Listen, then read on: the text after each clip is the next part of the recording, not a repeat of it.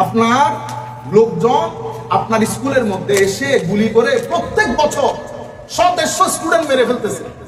আপনি সবাইকে নিয়ে বসে পলিসি বানানোর দরকার না, কিরে এই ঘটনা ঘটতেছে কেন? আপনার এখানে rape case as compared to other parts of the world অনেক বেশি, বুঝতে পেরেছেন? আপনি এটা কেমনে কমাবেন?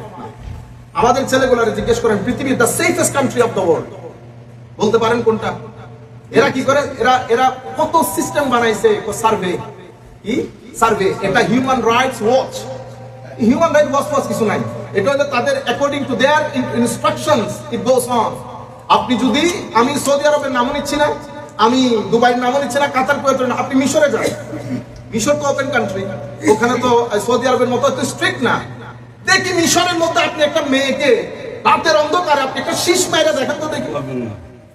আমি মিশরের কথা বলতেছি, আপনি শুধু শীষ মারবেন, দেখি আপনি পারেন কিনা কোন মায়ের পোলা পারবেন। এখানে এখানে আপনি নিজে বের হবেন নিরাপত্তার জন্য।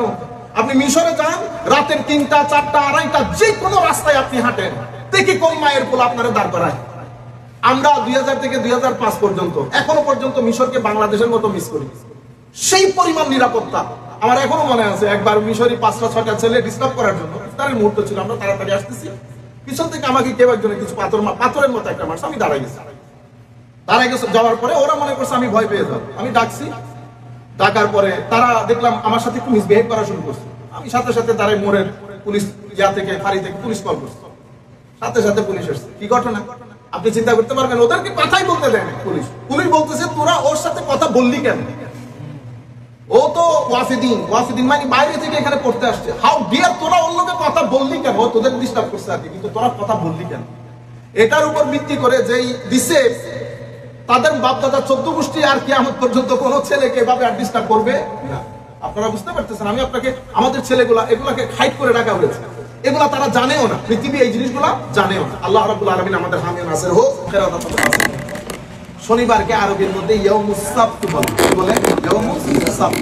শনিবার মানে ইয়াউমুস সাবত, রবিবার ইয়াউমুল আহাদ, সোমবার ইয়াউমুল ইসনাইন, তারপরে মঙ্গলবার ইয়াউমুল সুলাসা, বুধবার ইয়াউমুল আরবাআ, বৃহস্পতিবারকে বলে ইয়াউমুল খামিস, শুক্রবারকে বলে ইয়াউমুল জুমআ, ইয়াউমুস সাবত, ইয়াউমুল আহাদ, ইয়াউমুল ইসনাইন, ইয়াউমুল সুলাসা, ইয়াউমুল আরবাআ, ইয়াউমুল খামিস, তারপরে হচ্ছে ইয়াউমুল জুমআ। এটা সপ্তাহে 7 দিন। আমাদের ছেলেগুলা জানতে হবে তো আরবির মধ্যে বারগুলাকে কি বলে। 12 মাস আছে না, মুহররম, সফর, রবিউল আউয়াল, রবিউল সানি, জুমাদিউল আউয়াল, জুমাদিউল সানি, রজব, শাবান, রমাদান, শাওয়াল, জিলকাদ এবং জিলহজ। ইয়াউমুস সাবতকে সাবত কেন বলে? এটা ওই আমাদের অনেক ছাত্ররা দেখে তো তাদের জন্য একটু সুবিধা হয়, আপনাদের জন্য হয়তো রিলেভেন্ট জিনিসটা। আমরা আরবির মধ্যে, আপনারা যারা সৌদি আরব গেছেন দেখেন, এর একটা কথা বলে মজবুত ও মজবুত। যেই বলে সে জানে না মজবুতের অর্থ কি, আঙ্গুলের মাধ্যমে বুঝাই যায়, ঠিক আছে, কিন্তু শব্দের অর্থ কি সেটা যেই বলে সে, আপনি আরবদেরকে জিজ্ঞেস করলে তারাও বলতে পারবে না, কিন্তু বলে মজবুত তো কেদা মজবুত। আচ্ছা, মাসবুত এটা সাবত থেকে, সাবতুন থেকে মাসবুত, এটার অর্থ কি? এটার অর্থ হচ্ছে আল গুদুব, আল হুদুব ওয়াস সুকুন ওয়ার রাহা, মানে time of peace, comfort and tranquillity, আরাম। আজকের দিন হলো রিল্যাক্সের টাইম। তো ইয়াউমুস সাবতকে ইয়াউমুস সাবত কেন বলে? তো সারা সপ্তাহ কাজ করে, ওইটা হইলো কি রিল্যাক্সের টাইম, এই জন্য এটাকে ইয়াউমুস সাবত বলে আরবিতে। তো আমার আল্লাহ ইহুদিদেরকে নিষেধ করছে, খবরদার এই শনিবার দিন তোমরা কোনো মাছ টাছ শিকার করতে পারবা না।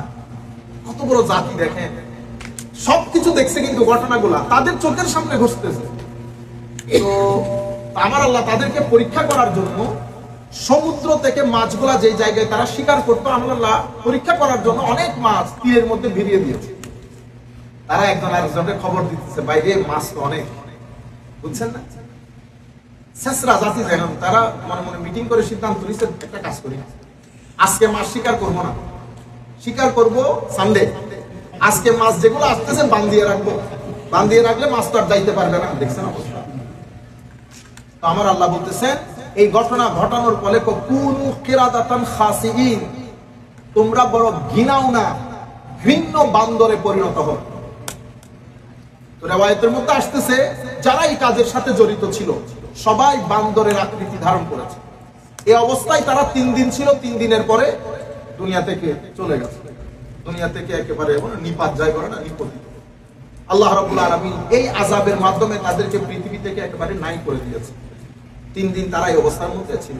তবে উলামায়ে কেরামের মধ্যে ছাত্ররা যারা দেখতেছেন এটা তাফসীরের কিতাবের মধ্যে উলামায়ে কেরাম বিভিন্ন রায় বলেন, বিভিন্ন রায় তুলে ধরেন। এখন এই রায়গুলা কেন? কারণ এই সমস্ত আয়াতের ব্যাপারে উলামায়ে কেরামের অপিনিয়ন গুলো সব কিতাবের মধ্যে তুলে ধরে, এরপরে আলেমরা নিজের একটা মত দেয়। এখন আপনি যদি একটা রায় তুলে ধরে বলেন ইমাম ইবনে কাসির এটা বলেছে, তো এটা ভুল হবে। ইমাম ইবনে কাসির ওই কথা বলেন নাই। ইমাম ইবনে কাসির বলেছেন এই ব্যাপারে আমাদের ইমাম সাহেবের রায় এটা, কামরান সাহেবের রায় এটা, সাজিদ সাহেবের রায় এটা। তো আপনি যদি বলেন যে ইমাম ইবনে কাসির এই কথা বলেছে, না ইমাম ইবনে কাসির তো বলে না, এটা সাজিদ সাহেবের রায় তুলে ধরেছে। শেষের দিকে গিয়ে ওনারা নিজেদের একটা ওপিনিয়ন দেন। অনুরূপভাবে বানরের ক্ষেত্রেও কোন কোন উলামায়ে কেরাম বলেছেন তাদের অন্তরকে আল্লাহ বান্দরে পরিণত করেছে, তারা মানুষের মতো চিন্তা করতে পারতো কেউ কেউ বলেছে। কিন্তু ইজমাই উম্মত, আমরা বলি জমহুরুল মুফাসসিরিন, that means consensus of the Muslim scholars of the Quran, তারা বলেছে না, তারা বান্দরের আকৃতি ধারণ করেছে। এভাবে আল্লাহ রাব্বুল আলামিন দুনিয়া থেকে তাদেরকে আযাবের মাধ্যমে নাই করে দিয়েছে। এই হচ্ছে বনি ইসরাইলের বান্দর হওয়ার ঘটনা।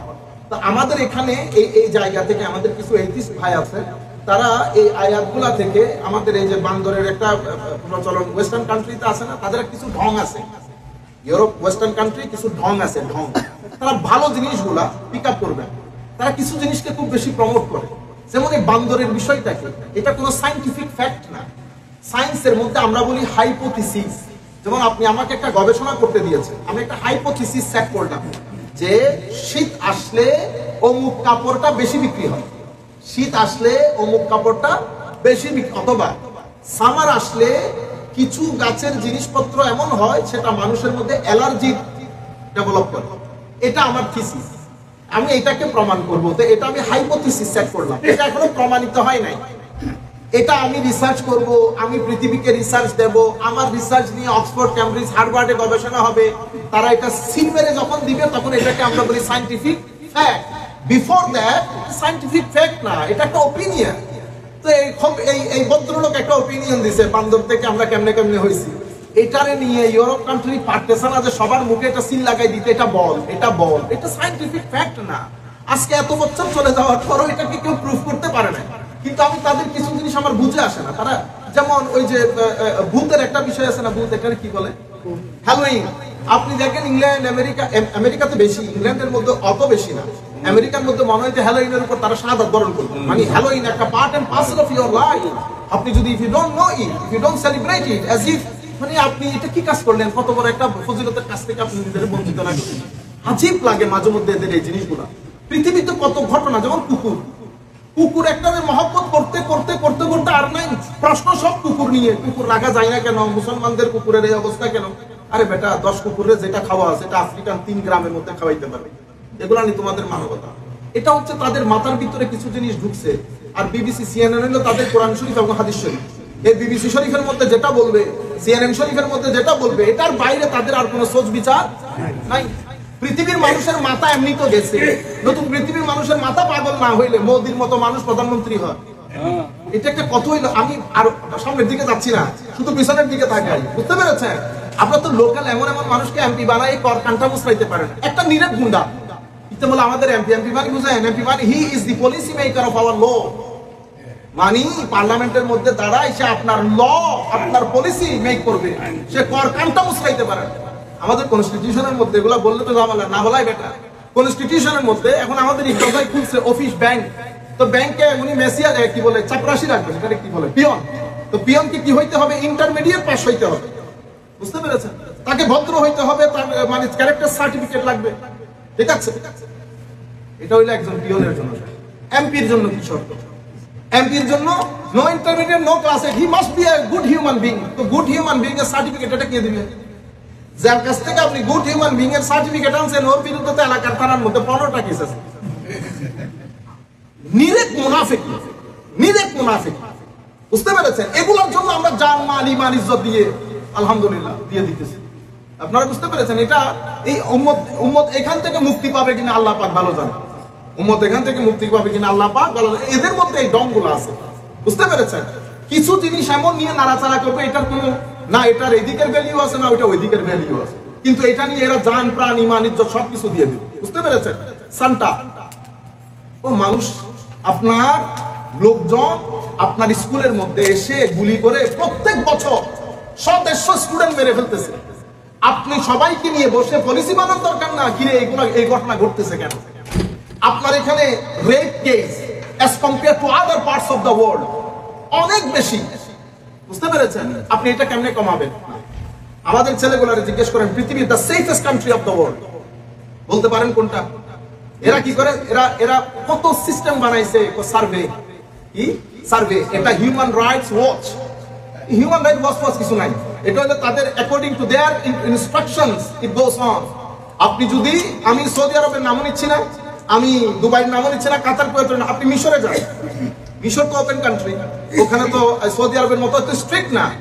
দেখি মিশরের মধ্যে আপনি একটা মেয়েকে রাতের অন্ধকারে আপনি একটা শীষ মেরে দেখেন তো দেখি। আমি মিশরের কথা বলতেছি, আপনি শুধু শীষ মারবেন, দেখি আপনি পারেন কিনা কোন মায়ের পোলা পারবেন। এখানে আপনি নিজে বের হবেন নিরাপত্তার জন্য। আপনি মিশরে যান, রাতের 3টা 4টা 2:30 যে কোনো রাস্তায় আপনি হাঁটেন, দেখি কোন মায়ের পোলা আপনারা দাঁড় করায়। আমরা 2000 থেকে 2005 পর্যন্ত এখনো পর্যন্ত মিশরকে বাংলাদেশের মতো মিস করি, সেই পরিমাণ নিরাপত্তা।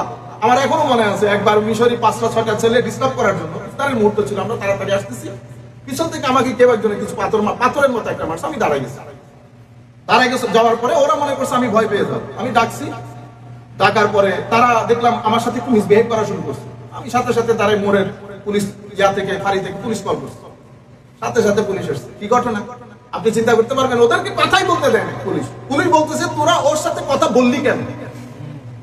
ও তো ওয়াফিদিন মানে বাইরে থেকে এখানে পড়তে আসছে, হাউ ডিয়ার তোরা ওর লোকে কথা বললি কেন? ও তোদের ডিস্টার্ব করছে আর কি, কিন্তু তোরা কথা বললি কেন? এটার উপর ভিত্তি করে যেই দিছে তাদের বাপ দাদা 14 গোষ্ঠী আর কিয়ামত পর্যন্ত কোন ছেলেকে এভাবে আর ডিস্টার্ব করবে না।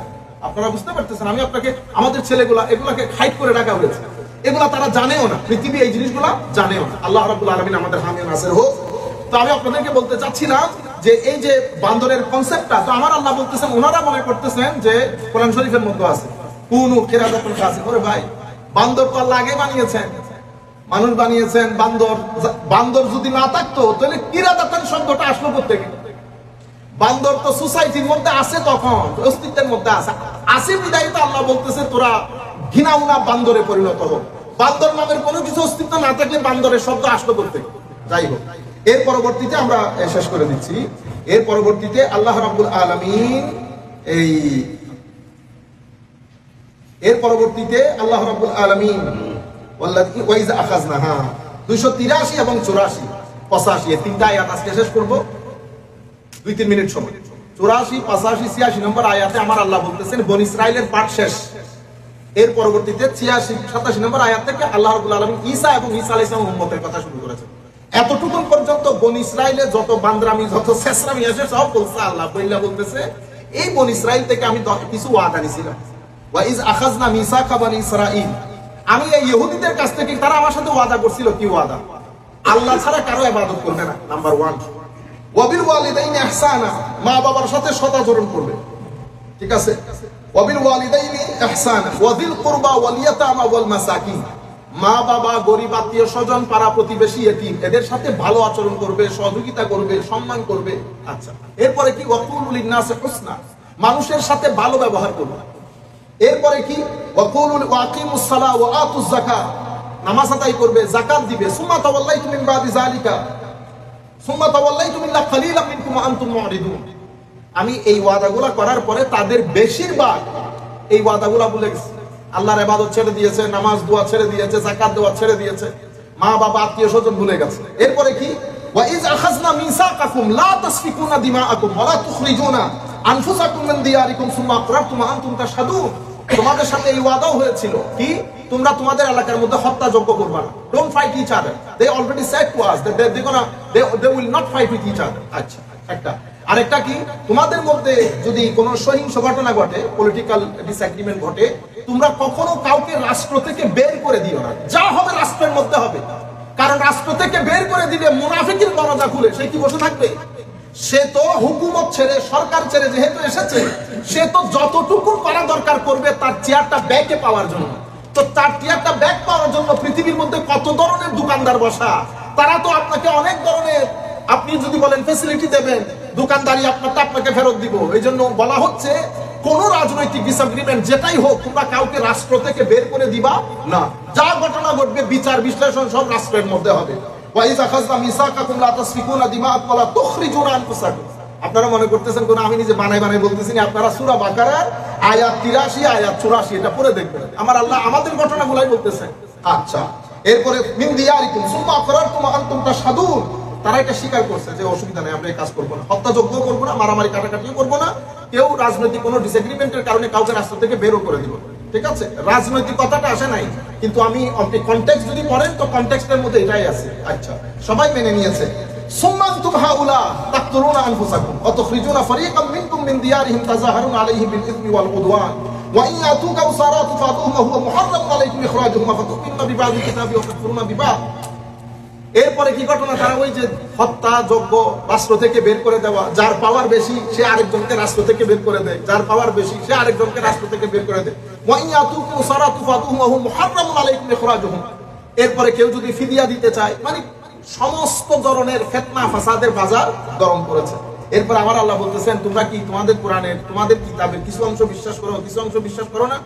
এরপর আমার আল্লাহ বলতেছেন, ফামা জাযায়ু মান ইয়াফআলু যালিকা মিনকুম ইল্লা খিzyun ফিল হায়াতিদ দুনিয়া ওয়া ইয়াউমাল কিয়ামাহ ইউরাদ্দুনা ইলা আশাদ্দিল আযাব ওয়া আল্লাহু বিগাফিরিন আম্মা তা'মালুন।